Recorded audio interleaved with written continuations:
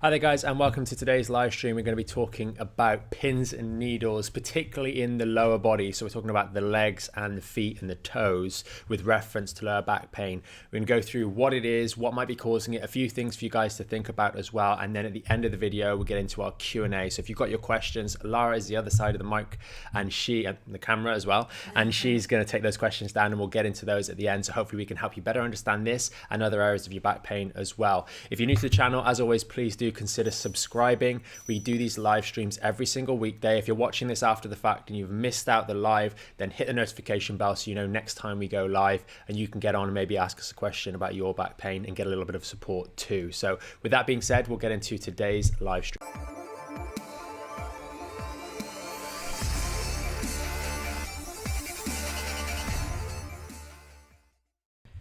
Okay guys, we're going to be talking about the pins and needles and including numbness, and I wanted to kick this off because we get a lot of patients come in and I've got numbness here, numbness there, etc. And we're talking about sort of generated from the lower back. I'm going to go a bit off piece later on in today's live stream and talk about a few other causes of potential paresthesia, but we'll get to those a little bit later. The first thing I wanted to address was numbness, and quite often patients will say, my leg is numb, etc. And the reason I want to make this distinction is if you guys, when you're going to see your doctor, your GP, your osteopath, chiro, physio, if you can be a little bit more specific with this, it'll help them help you more, which is really important. So when we think of numbness, you might numb an area if you're about to have surgery, completely remove the feeling from that area so you're not aware of what's going on. And that is very different to what we would call altered sensation. So patients will often say this area is numb, and it's a case of, can you feel it? Is it completely dead to the touch, implying that the nerves have completely stopped working, and that's a lot more serious? Or is it that it feels weird, it feels strange? Maybe it's not pins and needles, but it just feels different. And that clarification point is really, really important because it helps us as a practitioner better understand what degree of damage do we have in that area, because we have some people where they can't feel it. You could hit it with a hammer and they wouldn't feel anything there. But in most cases, it's more of an altered sensation. So that little distinction is really, really important. Now, when we get onto the pins and needles that we're thinking about, sort of in the title of this video, we're talking more about the paresthesia. So we'll park numbness to the side a little bit, although these terms do tend to get interchanged with one another from a patient point of view. The main two ways we're going to get this paresthesia is blocking off of the blood vessels, number one, which I'll go through first. And then there's the nerves. And the nerves, obviously, we'll talk a little bit about the spine when we go through that. So the blood vessels, very, very simple. We've all been there. Maybe we've been reading in bed, so our pecs are compressing. Some of the blood vessels that come out and go down the arms, and our hands get a bit tingly and pins and needlesy. Or we've been sat on a long car journey, one leg crossed over the other, and we've cut off the femoral artery, which comes through the groin here, and the leg goes to sleep, so to speak. And when we shake it out, we get up, we move around, get that circulation back into the area, we're going to find that actually the tingling and the pins and needles is going to go away. And with the leg, obviously, if you've been sat there for a long period of time with one leg crossed over, well, firstly, you'll know that's not particularly good for your lower back. So ladies, you're a little bit more guilty of this than guys, although some guys do habitually do it as well in a slightly different way. So that's important. Stop doing that. But if you can shake it out, you're gonna have the reassurance that it's highly likely that it is a vascular cause, which is much, much, much easier to deal with. We just stop blocking the artery by putting our legs in those funny positions, and you can cut off circulation in a number of different ways, but it's not going to generally be a serious thing. You move out of that precarious position and you're going to be fine. The one that bothers people a lot more is going to be the nervous one, and that's where, for example, there's a little bit of a disc bulge down the bottom here at the 4-5, and that's pressing on this little nerve, and now the big toe, well, actually let's go down the L5S1, it's irritating that nerve, and now all of a sudden the big toe is just on fire. Or we've got a different nerve, and we've got this area of the outside of the shin becomes sort of like, there's people often describe it as either tingling, burning sort of sensation down there, and that's where the nerve is being irritated. And again, we can take mechanical pressure off there, But if it's down to excess inflammation, which I'll talk about later with this drawing down here, then there might be a few other things that we need to do. So we'll come back to the nerve one. And just while we're going through this, make sure you do, if you've got any questions, get those in the comments below, because we're going to try and do a little bit more Q&A on today's live stream, because this topic we can cover it reasonably swiftly. So I want to take a little bit of a tangent away from those mechanical causes, just to a few little areas to consider as well, because these are really, really simple ones and will help potentially you avoid something that maybe doesn't need to be concerned about. So the first one we've got is diabetes, which I see he says not be concerned about, and then go straight to diabetes. If we have more severe levels of diabetes, then you can get something called glove and stocking distribution, or paresthesia or neuropathy. And that's where we start to lose the sensation in the fingertips, and it goes up like a glove, and the same thing in the feet, up the legs. And this has problems because you can't feel if you've injured that area. You do really lose sensation there. And that is a form of vascular damage.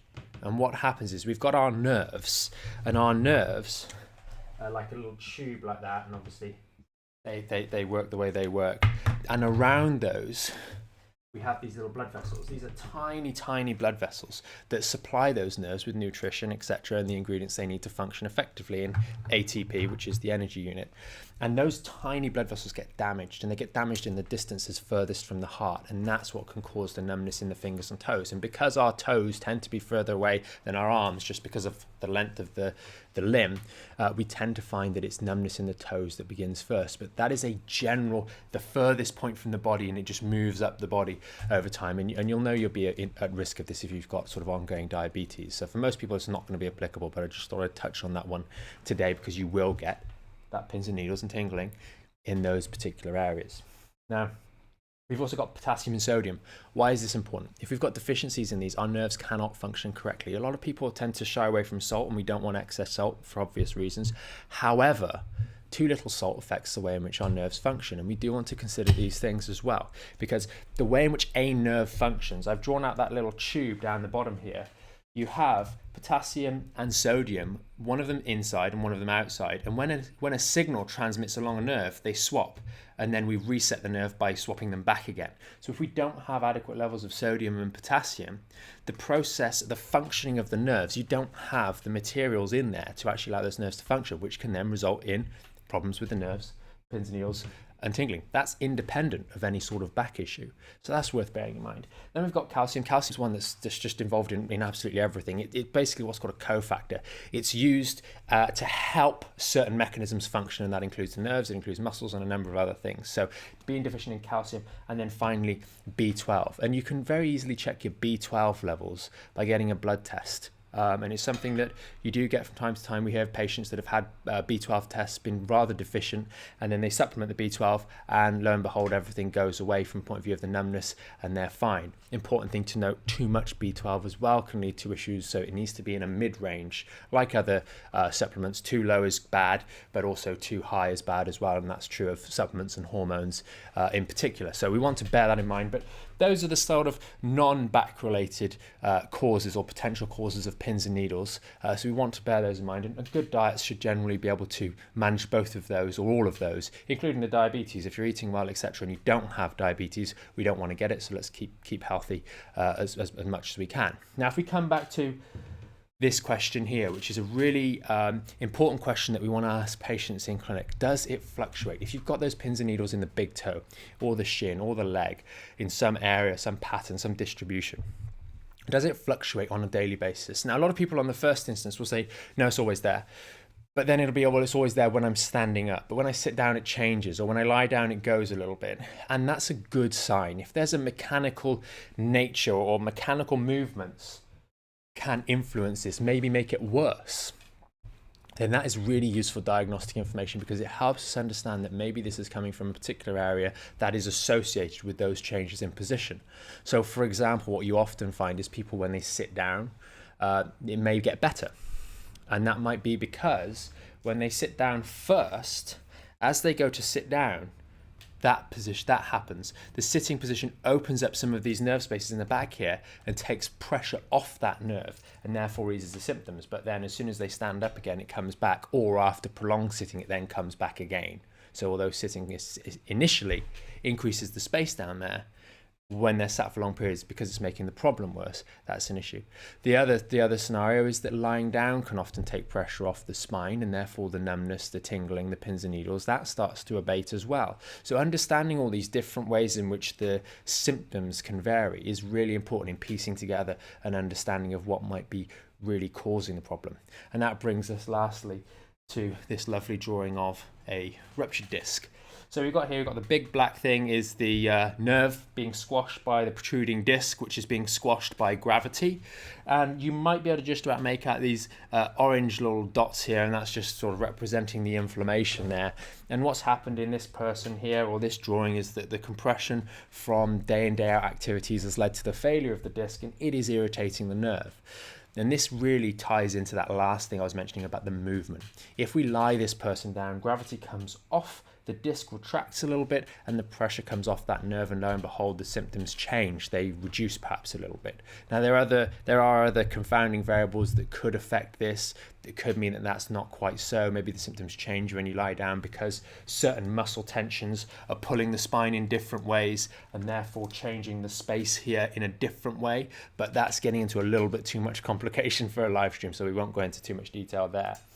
But essentially, if we can take pressure off this particular area, then the disc bulge is not going to be pressing on the nerve, and therefore the symptoms will often abate. And that gives you that indication that actually this problem with my spine, maybe it's an L5S1 disc bulge like we've discussed earlier, that is what's putting pressure on the nerve. That's why I've got the pins and needles, and we need to target that area rather than the pins and needles in the foot in order to actually get resolution of the problem. And if we know that it fluctuates day in, day out, and we know that it's not completely numb to where we cannot feel the toe, then we know there's a very good sign that we can actually resolve some of this pins and needles, this paresthesia for the long term, and actually get rid of that sensation, that altered sensation altogether. That's one thing that really bothers a lot of people. Am I ever going to get rid of this? Well, we need to understand what's causing it in the first instance, and that's how things like the movement, things like blood vessels, nerves, understanding which is which, what's causing it, can really help you guys get to the bottom of what's causing this numbness. And then if it is fluctuating, we can make changes to the anatomy, help this area heal, help reduce the inflammation, because the extra inflammation can also irritate the nerve, and therefore resolve that pins and needles in a little bit more of a complete way. So last thing before we get into Q&A was just a little tip for you guys. A lot of people make the mistake of using heat over the lower back, and you guys, if you're in our Back in Shape membership site or you've tuned into a number of our live streams before, you'll know our approach to this. Don't use heat over your back. It's not helpful. It feels nice the same way standing in a warm shower feels nice. It always will feel nice. It always has felt nice. Don't misattribute the fact that warm water on your body feels nice with it helping your back pain. Invariably, it's going to make this concept worse. So using icing on your lower back will help at least address the inflammatory issue, the excess inflammation building up in this area. And we normally say 3 to 5 times at the end of your phase 1 routine, as many of you will already know. So with that, we'll go into Q&A. Okay, brilliant. Good morning, everybody. Before we get into Q&A, I just wanted to remind everyone today is the last day that you can enter the draw for the competition for the vibration unit. Yeah. So yes, instructions, I'll place them in the comments below, and we'll be announcing the winner tomorrow. Yeah, so it's on the YouTube channel. So if you're watching, I know a lot of you guys watch this on Facebook, but hit the link somewhere underneath here after the video. Lara put the link in the comment section, and you guys can, all you have to do is subscribe to the channel, like the video, and put a little comment on 2 topics that you'd like us to cover in some of our future live streams. Okay, brilliant. So Karen has asked, I think you may have covered this, how long does it usually take for these pins and needles to subside once you start treating it, and will you get faster results having treatment or doing the exercise at home, or both? So the last is always best. So from a research point of view, when it comes to back pain of any sort, with or without this paresthesia, this pins and needles, all of the research without fail always shows treatment X plus rehabilitation at home always gets better results than no treatment, or than no treatment with no exercise. Back pain is a problem that people have at home, and people, it's a problem with weight bearing, load bearing. We can't put your spine in a little test tube. We can't take, it's like you can't take the car to the garage and leave it there for 6 weeks while they repair whatever's wrong, or 2 weeks, or whatever it may be. You have to live with your back every day. So the rehab is so important. It has to go alongside treatment. Yes, treatment can help, and it helps that healing process, because there's things that you can't do. We kind of touched a little bit yesterday on the treatments that we do in the Mayfair Clinic and what they do, things like the IDD decompression and the laser, etc., and how the back in shape stuff does kind of emulate a lot of those things. But again, it's not as good as a very expensive piece of kit that we have in the clinic, to be brutally honest. So treatment is really helpful. In terms of how long does it take for these things to resolve, it depends on the problem. If it's a minor strain of some of the discs and we haven't got bulging, like I've drawn in that image behind me, we've just got a little bit of inflammation, these sorts of things can settle down within a week or so, with the right rehabilitation, with the right treatment, and with the right homework and avoidance of making it worse. But if we've got things like a raging disc bulge, maybe it's a substantial disc bulge, like the sort of thing you saw on the image behind me. Maybe we've got some spinal misalignment, and maybe we've got a very flat spine. We've lost the lordosis, so we're driving more pressure through those discs every day. And maybe we've got a job where we have to sit for 12 hours a day. It's going to take a little bit longer. So we have to factor all those things in, and that's why understanding the problem, understanding what makes the problem worse, and then superimposing that information on this individual's lifestyle. Are you working in a school and you're working with younger kids and you're down on your knee all the time or bending down to get on their level? All of these sorts of things need to be considered when we're looking at the recovery process, and mainly because quite often it's like, oh, well, it's a disc problem, or we can get that resolved pretty quickly. But then we have to consider what actions are you unavoidably taking on a daily basis, and that is going to impact on the speed of recovery, as well as how easy do you find some of these exercises? What's your competence on these exercises? Are they easy, or are you really struggling with them? Okay, perfect. Let's continue on with all the questions. Alex has said, I find that dangling from my pull-up bar, letting my hips and my legs be weightless, almost completely resolves the paresthesia in my buttocks and thighs. So that's a disc problem. Yeah, very, very simply. Is that safe? Would you recommend it? So generally, if you're hanging from the pull-up bar, it's a little bit strong for my liking. But if you're doing it for a moment or two, it's okay. You want to bear in mind, if you dismount, you have to dismount effectively. So what I normally say is, if you've got like the corner around a door, you can hang and just drop your heels a little bit, so you're still stood on the floor. And that way you can dismount. If you're hanging and you have to then drop onto the floor, a lot of guys do this in the gym. They'll get a pull-up bar that's, you have to jump up to get onto it and then just hang and then drop themselves down. Ooh, going from minus gravity or zero gravity to everything coming back on can be difficult. So you want to be careful on the dismount, definitely. I'd suggest use the towel exercise. Do the towel exercise properly. That's going to help you. It helps you in a correct way, in terms of it helps with the bend in the spine, which is really really cool. And it's just a little bit more relaxing and easy to dismount from. So something worth bearing in mind. Awesome. I'm sure Alex is definitely doing the towel. And also, I think if we're talking about the Alex, so I think it is, then we did a video in the Facebook group for using a chair, your office chair. So when you're sat in the car or in the office, you can actually just press down on your armrests and just lift yourself up, and it's a little bit more of a safer way of you sort of doing it whilst you're working. Okay, awesome. Veronica has said, over the years I've experienced tingling similar to an electric shock across my stomach area when touched. I have always thought that it is to do with my back, even though my back isn't troubling me at the time. Why is this, please? It depends where exactly in the tummy it's going from, because if it's a little bit higher up, say above the umbilical cord, it could potentially be more associated with the lower thoracic spine and irritating some of the rib joints. If it is a little bit lower down, sort of below where the umbilical cord, I don't know why I'm saying umbilical cord, you're a fully grown adult, it's your belly button, okay, under your belly button, it may well be a little bit more related to that lower back. Okay, let us know. And also bear in mind, you don't have to have back pain. Maybe some of you guys watching this now will be able to comment in the comments below. Some people have the tingling with no pain at all. So it's not necessary that you have to have back pain. It can be that those particular nerves that are going to signal your brain that your back's in pain aren't necessarily being influenced by this problem, and you just have tingling. Maybe it's in the big toe. Maybe it's for example in the tummy. Maybe it's just a bit of numbness, or maybe the muscle's completely gone, I know some of the guys in Back in Shape have a few issues where it's not painful, but this muscle doesn't work. I can't use it. And that can really throw people, especially when we tend to talk about these problems because we know it's coming from the back. We just say, oh, your back problem, and you go, but I don't have any back pain.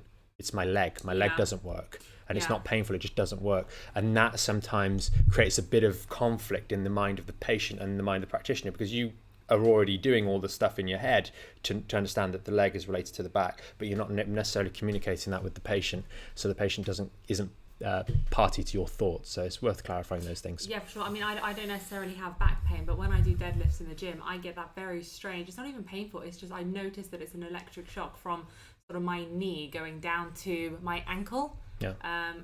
I don't have back pain, but I get that every time I do a heavy-ish deadlift. So right, I'll move on to another question. So Jeannie's asked here, I get pins and needles after walking for 10 minutes. Will I do damage to the nerve if I keep going, or should I stop? What I generally do in those sorts of scenarios is stick to that 10-minute period, and as you get improvement and you start to get your body stronger, so you're going through maybe the phase 2 of the Back in Shape and you're getting your body a little bit stronger, maybe once a week or once a fortnight, test the walk again. And also check, because I was on the phone with someone the other day, or a comment, they kind of all blend into one, patients, Back in Shape members, and these talks as well.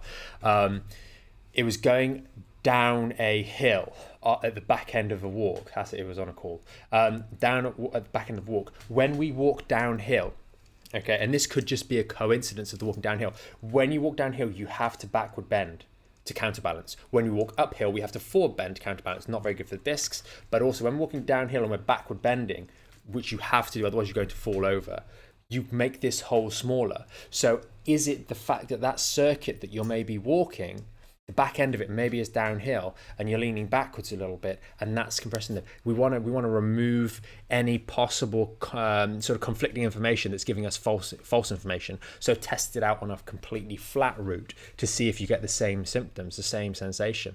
These little bits of exploratory sort of self-testing are really, it's perfectly safe to do that, to walk on the flat instead of a hill. But thinking about these things can really help. And obviously you guys, because you're not dealing with this on a daily basis from a treatment point of view, and the same way we as clinicians are, there's not those additional things to think about, but they can really help, and questions like that help us impart those tests to you guys. Yeah, for sure. It might also be worth when she goes in, gets back home after water, jumping on that towel, because everyone. So there's a general advice that should be done for everyone. Just because she's mentioned, am I damaging the nerve if I keep going? Is it more the disc than actually the nerve? So you're looking to unload that disc when you get back home. You're looking to unload the discs and unload the spine to give it a bit of a break. You don't want to be doing it repetitively for long periods, but with symptoms, it's highly unlikely that you're causing any permanent damage, especially if we're sitting around that 10-minute.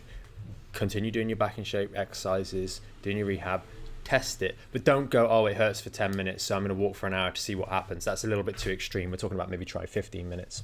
Another thing you want to test is engaging the core. Yes, that's a really big one. Yeah. Engage the core to see if it turns it off, because what happens often, especially people that don't have the core strength, the midsection strength, and it starts to come on after the walk, after a period of walking, is that things are failing to hold everything together and inflammation's building up in that area. And if we can learn to re-engage that core periodically through that walk and provide a bit of stability to hold everything together, you might also find that you can push the boat out to 12 minutes without actually getting the symptoms, which indicates that the inflammation isn't building up to a suitable level in order to give you the symptoms. So other things to test: walking, check you're not walking downhill, engage your core, and as always, do the towel exercise and the icing when you get in. Brilliant. Alex has asked, why does my neurosurgeon insist on a trial of neuropathic painkillers before considering surgery? He's also said the towel is awesome. I also do the chair. I have no back pain. It's only sciatica. So that's actually a really good point with reference to the last question, because you've there got a neurosurgeon. He knows exactly what he's doing about nerve, or he knows a lot about nerves, how they function, and he's saying that he feels comfortable enough to tell you to just numb the feeling to those nerves by giving you this neuropathic pain medication and carry on. So that kind of goes back to the last question, am I going to do any damage? Well, you've got a surgeon here recommending basically block the pain out from your brain and crack on. So he's obviously not worried about it from that point of view, or it's not a concern in his mind. whether I think that's necessarily the best approach, I think in our opinion, I wouldn't be just taking painkillers and cracking on through it, because you don't have the feedback in terms of what's actually going on in your body. But that's a really good second question that kind of answers the first question almost. Yeah, is it a fine line? You don't want to be taking those kind of pain blocking painkillers and aggravate the problem, keep doing those bad things to make it worse, but in a way you maybe do want to be taking the painkillers to allow you to do the rehab properly to begin to strengthen. Yeah, so it's about the full package would be the neurosurgeon or the practitioner or us saying to you guys, look, I want you to take this painkiller. We don't advocate them, but saying, look, I accept that you can't do anything without taking the painkillers, but we know exactly what's going on in your back. You've got maybe a disc bulge or a spondylolisthesis. We know it's there, but we know that these exercises are going to be okay for that, and therefore the pain is just stopping you from being able to do something that you need to be able to do. So in that scenario, take the painkillers, get the exercises done, and that's generally how a lot of the prescribing physicians will use painkillers. They will say, look, I know that you need to do your rehab because it's safe for you, so take these painkillers so you can get enough momentum with the rehab for the next 4 weeks, and then hopefully you've made enough progress to stop re-injuring yourself on a daily basis, and we can wean you off the painkillers. That's how they generally approach it. The problem is they don't go through the rehab and impart you guys with the support and the knowledge to know what they're thinking, again, because you've got limited time in a lot of cases. You can't tell someone everything. They don't necessarily impart you with that story that I've just told you, so you don't necessarily feel comfortable. As a general rule, I generally try, if you can't sleep, and we say this in the Back in Shape, even in the phase 1 stuff, straight out the gate, if you're struggling to sleep is really important. That's when your body heals. So take painkillers if you need to get to sleep. But generally during the day, if you want to go on like a 60k cycle, or if you want to go and build a wall, whatever it may be, it's only because Matt's doing his thing, and build a wall, don't take painkillers so you can do that. That's not a good idea. But if you need them to sleep or you need them to do your rehab, sometimes it is a necessary step. Okay, perfect. Alex said, awesome answer, thank you. Richard on YouTube said, I missed a bit of the live stream today, great content, interesting Thank you. to see the other causes of numbness, worth checking those off. Absolutely. Yeah. I think we did a little live stream a little while ago about taking blood tests and things like that, and it's something that we both do on an annual basis, in spite of hating doing the needle stuff, and I think it's worthwhile knowing your own body. And something like B12, these things can flag up, and it's so easy, or vitamin D, so easy to just supplement them. Absolutely. if you're deficient. Absolutely. Okay, brilliant. I think that's all the questions for today. Awesome. Well, thanks so much for joining us, guys, on today's live stream. Hopefully you found the questions helpful. I know there were some really, really nice ones, really different ones at the back end of that Q&A session. So hopefully you found it helpful. If you are new to the channel, please do consider subscribing. If you do find these helpful and you don't want to miss out on the next one, hit the notification bell to make sure that you're up to date and you get notified when we go live. Generally, it's in the morning around about 8:45, 9 a.m. So hopefully you won't miss the next one. And just a little reminder at the very end, the competition for the Venom, that one there, is going to be, and the winner is going to be announced tomorrow. So make sure if you do want to enter that, then hit the link that Lara's posted in this description here, and go ahead and do the necessary steps. Subscribe to the YouTube channel, like the video, and 2 topics for us, and we will announce that tomorrow. So until then, have a great afternoon, and we will see you tomorrow with another live stream. Thanks so much for joining us on today's video. Hopefully you found it packed full of useful information.